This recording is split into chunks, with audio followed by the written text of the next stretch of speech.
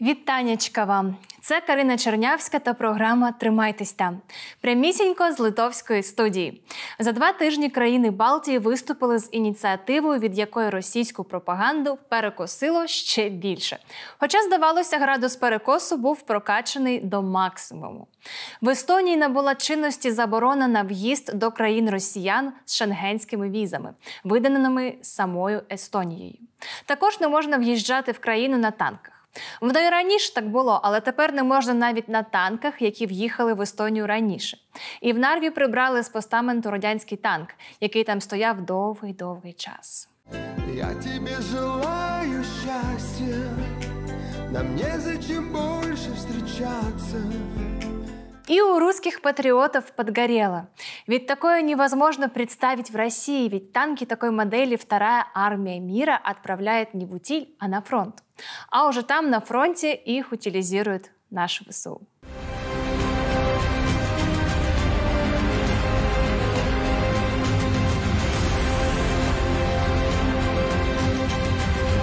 Что касается виз, то премьер Эстонии Кая Каллас заявила, что посещение Европы – это привилегия, а не право человека. Понятно? Шенген пополнил список привилегий, а не прав россиян. В нем ранее уже значились такие вещи, как свобода слова и информации, свобода волеизъявления граждан, свободный интернет и свободная любовь. И вот какой конфуз выходит. В России можно любить только родину. Любить и стремиться от этой любви убежать. Так, или ты меня пропускаешь, или я тебя сейчас въебу. Еще раз повторите. Чего? Того.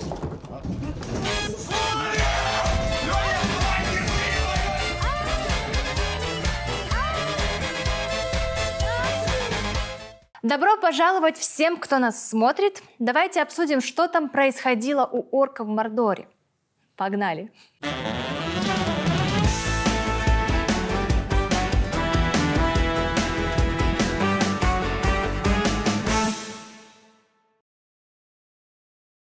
Давайте поговорим о Второй армии мира. Она, как известно, чтобы попасть в соседнюю страну, не ждет выдачи виз, а вторгается без предупреждения. Полгода войны изрядно потрепали личный состав и технику российской армии. Санкции не позволяют производить не только новейшее вооружение, но и ремонтировать старейшее.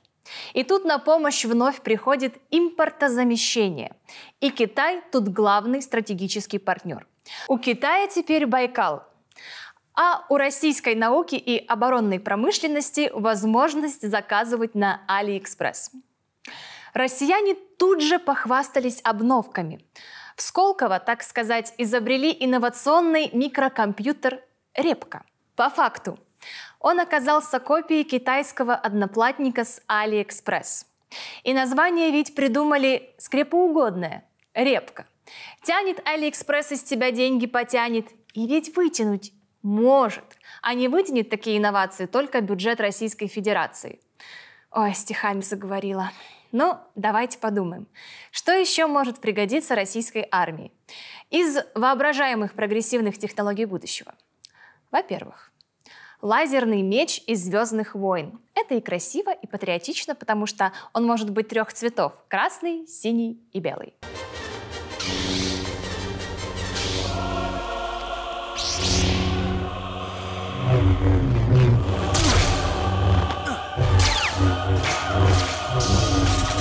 Во-вторых, это кольцо всевластия.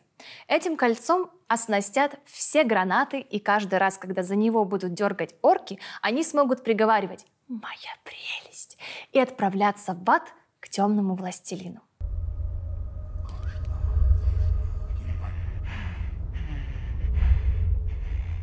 Моя прелесть. Третьей покупкой в электронных магазинах Китая мог бы стать молот Тора. В российском варианте он будет идти сразу с серпом, потому что это так трогательно. И серп, и молот, и звезда. В качестве звезды будет приглашен, естественно, Газманов, которому закрыт въезд во все цивилизованные страны. Кстати, что касается песен, их тоже замещают. Так, например, певец Ираклий импортозаместил свою неполиткорректную песню «Лондон, Париж». Потому что Дело в том, что у нас импортозамещение началось, поэтому не политкорректно. Поэтому я предлагаю переименовать песню «Лондон-Париж» в «Волга-Иртыш». Вы со мной? Волга-Иртыш. Во-первых, забавно, что политкорректны в России только реки. Во-вторых, не стоит на этом останавливаться и следует заместить за границу во всех песнях. Тимати и его «Welcome to Saint-Tropez» замещается на «Welcome to Туапсе». И тогда строчка «Но она любит не меня, а мою котлету» говорит не о богатстве лирического героя, а о том, что курорты Краснодарского края экономят не только на сервисе, но даже на еде. Ну, а песня гостей из будущего «Люби меня по-сибирски», раз это так неизбежно, учитывая, сколько компаний уходит с российского рынка, россияне скоро останутся без западной роскоши, и каждый сможет почувствовать себя сибиряком. И тут же подключается Лепс и поет о том, что он не уедет жить в Лондон, и что виза ему будет только сниться, как, возможно, и многим другим россиянам. Но вернемся к китайским магазинам. Есть идеальное название для любой статьи о российских инновациях. Боже, яке кончене! На форуме «Армия-2022» показали робота-собаку в костюме ниндзя. Почувствовали запах видеосалонов в СССР с прикрепленным сверху противоположным гранатометом?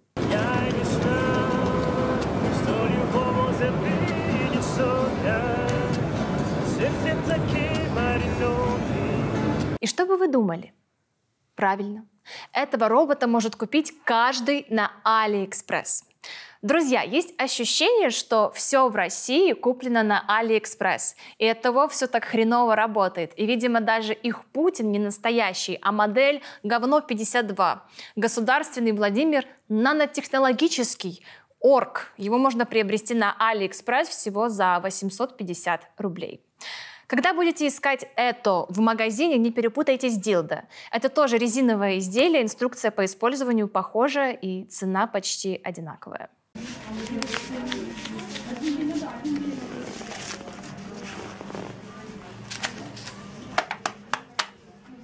Между тем, белорусский аналог Путина, мистер Лукашенко, не отстает от своего коллеги и страну за собой тащит. Всю неделю инспектировал колхозы и поучал тех, кто этим занимается годами, как нужно пахать, работать и пить. Можно попробовать, товарищ президент. Налейте, пожалуйста. Вот этим маслом я пользуюсь в семье. Ты употребляешь? Уже много лет. Можно с хлебушком, чесночком по традиции. Он практически основной производитель сегодня в стране. Он может разлить и масло для Гродненской, Брестской. Обычно горьковатый, здесь очень красное салатное масло для жарки, а с чесночком, если чуть-чуть, черным хлебушком. Ну ладно, с чесночком, еще начало рабочего дня. Вы видели? Вот вам импортозамещение французских вин. Белорусское масло. Позже Лукашенко отправился на Минский мотовелозавод, чтобы оценить новую модель мотоцикла «Минск».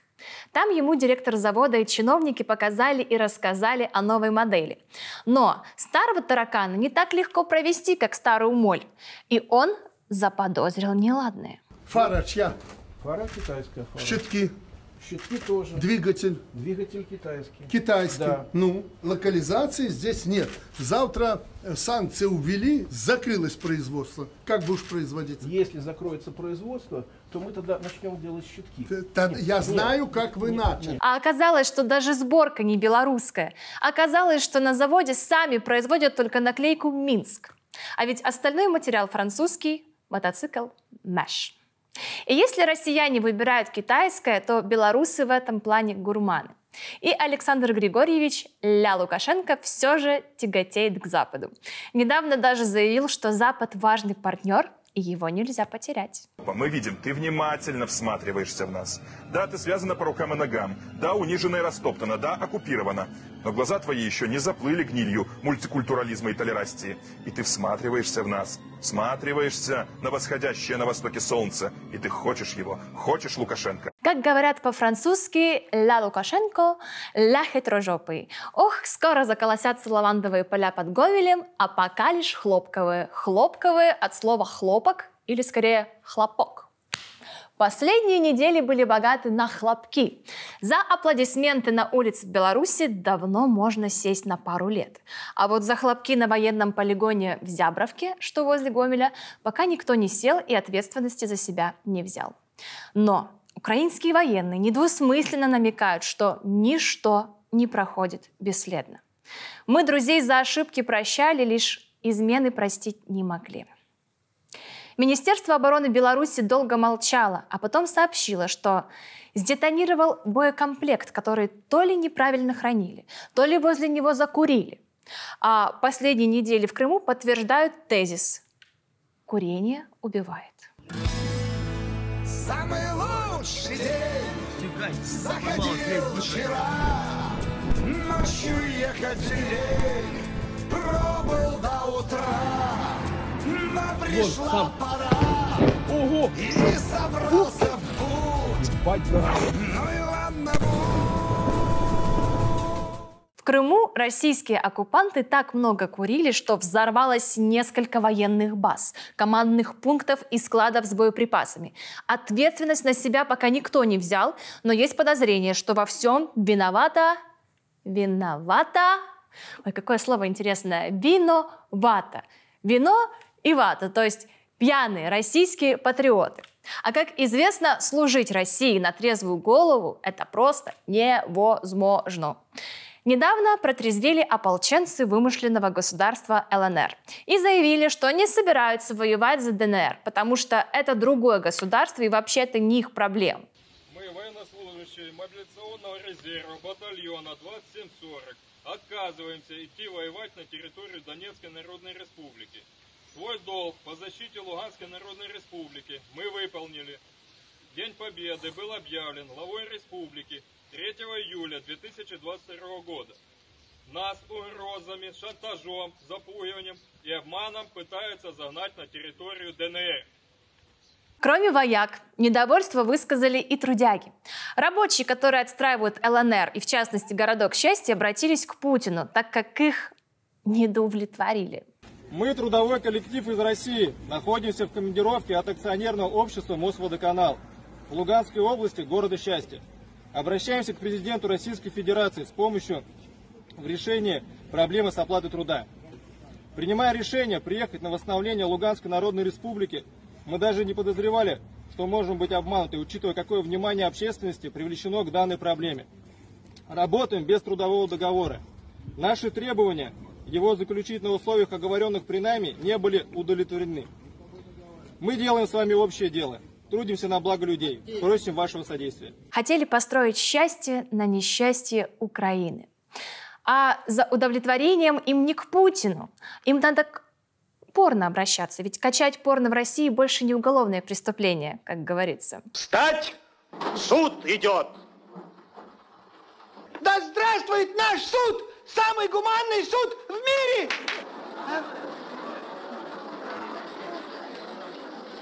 Верховный суд постановил отменить уголовное преследование россиянина за скачивание порнофильмов на свой компьютер.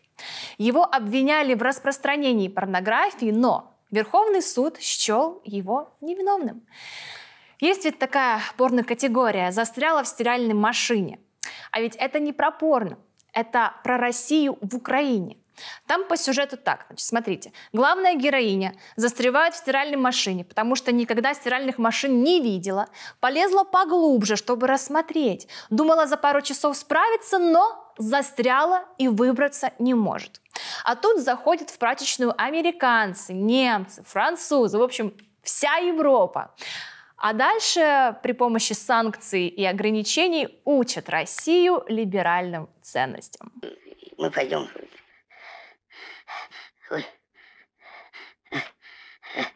Ой, я лучше назад полезу. Нет, лучше вперед. Ой, лучше назад. Спасите, помогите. Ой, что-то понесло меня. Давайте вернемся к ополчениям и призывникам. Всеобщую мобилизацию в России официально еще не объявили. И вроде бы как не рискнут. На территориях, как они их называют, освобожденных от закона, порядка и здравого смысла, проходит не скрытая мобилизация, а насильственная. Мужчина в Луганске пришел за ребенком в детсад, а его на входе скрутили и на фронт. Домой пойдешь, не будешь играть. Что вы мне делаете? Больно! Вы мне больно делаете! Вы мне больно делаете! Вы снимаете? Да. Уберите камеру, пожалуйста. Ой, долгая продленка у ребенка получится. Видимо, до его призыва. И надо помнить, что ты нужен родине, но только пока не попал в плен. Их родина Россия, она же мать. А русский солдат и матери не всегда-то и нужен. Добрый день. Добрый. Меня зовут Владимир, я журналист. Хотите поговорить со своим сыном? Он в плену в Украине. Не хочу. Не желаете с сыном говорить? Стоит отметить, что белорусы, в отличие от россиян, несмотря на все усилия пропаганды, воевать особо не рвутся, потому что матери не готовы отдавать государству своих сыновей. В Витебске участковый пришел в дом за уклонистом. В ответ мама и тетя парня побили силовика. Теперь обе находятся под уголовкой. Но позиция обозначена, и оказалось, что нападение на режим может готовиться не из 4 точек, а 2 отчаянными женщинами. Кстати, про Беларусь. Оказывается, это теперь туристическая Мекка для россиян, которых больше нигде не ждут и уже скоро никуда пускать не будут. Как бы они себя в грудки не били. Ну, что они, русские, ну и бог с ним. Многие русские из культурной, так называемой сферы, певцы, режиссеры, артисты, художники, со всех ног побежали из России. А вы, наоборот. Абсолютно наоборот. Вы побежали обратно, я побежал обратно. Почему? Потому что я русский. Это мой дом. Белорусские санатории и, прости господи, курорты переполнены россиянами. Такое было и раньше, но теперь популярными у россиян стали шопинг-туры в Беларусь. Ведь там белорусский трикотаж и запрещенка, все те бренды, которые ушли из России, Zara, Bershka, H&M, да что там, в Беларуси есть Макдональдс и точка. Точка для иностранного алкоголя, которого нет в России. Мальчик, ты не понял. Водочки нам принеси. Мы домой летим. Понял. Сейчас делаем. Из России ушло бухло, но не все, а только элитное. И российские ритейлеры просят о параллельном импорте Джек Дэниелс и Хеннесси. Но возможности Беларуси побольше. Например, после начала войны экспорт водки в Канаду у Беларуси вырос в 400 раз. И тут не надо недооценивать хитрую стратегию белорусского капитана Морган. Он за 6 часов может нанести такой превентивный алкоудар по позициям Канады, что мама, ой, не горюй. Канада, она ведь сверху. И если залить ее с 2 сторон, она начнет стекать вниз и смоет в алкоугаре всю Америку, а ниже, смешавшись с текилой, и вовсе дойдет до пингвинов на Южном полюсе.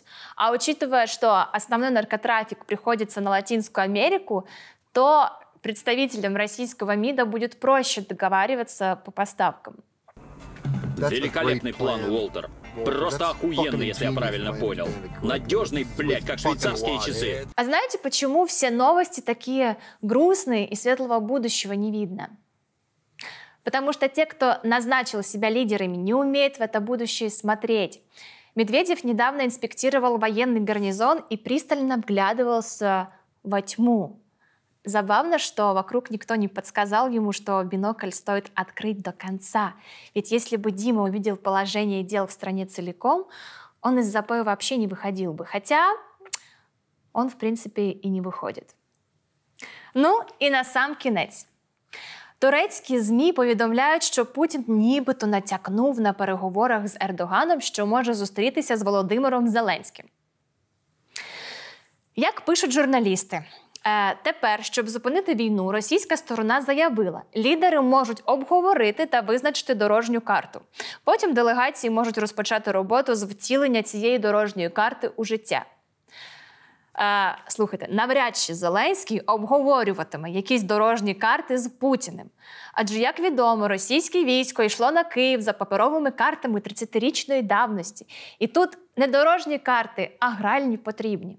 Зеленський виявився козирним тузом, а російський король – голим гівном. І як би не натякали деякі на те, що треба дати зберегти обличчя Путіну, Йому залишається тільки прикривати свої голі сідниці. На цьому все. З вами була Карина Чернявська. Чао, какао!